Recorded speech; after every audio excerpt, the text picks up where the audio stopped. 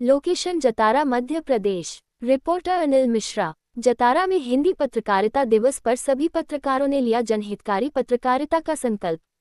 जतारा में हिंदी पत्रकारिता दिवस पत्रकारों ने लिया जनहितकारी पत्रकारिता का संकल्प। हिंदी पत्रकारिता दिवस के अवसर पर जतारा स्थित पत्रिका कार्यालय में एक विशेष कार्यक्रम आयोजित किया गया, जिसमें क्षेत्र के अनेक पत्रकारों ने भाग लिया।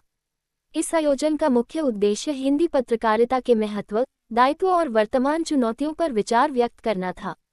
कार्यक्रम का संचालन पत्रकार आदम कादरी ने किया, जिन्होंने पत्रकारों से सकारात्मक सोच के साथ कार्य करने, एक दूसरे को नीचा दिखाने के बजाय निष्पक्षता और अपने विशिष्ट अंदाज में पत्रकारिता करने का आह्वान किया।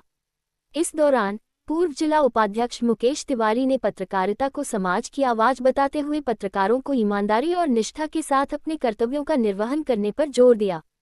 बालकिशन प्रजापति ने पत्रकारिता के मूल गुणों और उसकी सामाजिक जिम्मेदारियों पर प्रकाश डाला, जबकि दशरथ विश्वकर्मा ने पत्रकारों की भूमिका को लोकतंत्र का महत्वपूर्ण स्तंभ बताया।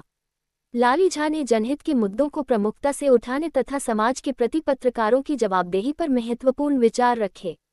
वहीं आलोक भार्गव ने हिंदी पत्रकारिता दिवस के इतिहास और उसके महत्व की विस्तृत जानकारी दी, और बॉबी दुबे ने पत्रकारिता के आदर्शों, नैतिक मूल्यों और जनसेवा की भावना को बनाए रखने का संदेश दिया।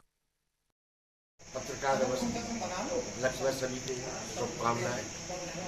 और जो आज पत्रकारिता दिवस हिंदी दिवस मनाया जा रहा है, वो आदमकाली ने साथियों ने कही दी है, और हमारे बंटी भार्गव हैं, उन्होंने भी पूरी बातें कर दी है कि क्या है कि जो पहले जो कलम चलती थी पत्रकारों की, और एक कलम के 4 शब्द लिखने के बाद भी उस पर कार्रवाई होती थी। आज पूरा पेपर भी भर देते हैं, एक भी कार्रवाई या किसी अधिकारी के ऊपर कोई कार्य नहीं होती।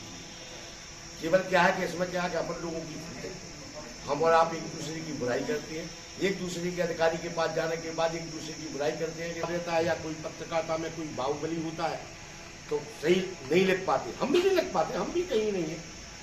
जैसे हम कोई बात लिखेंगे तो हमारे ऊपर भी कहीं ना कहीं से हमारे ऊपर भी दबाव आ जाएगा।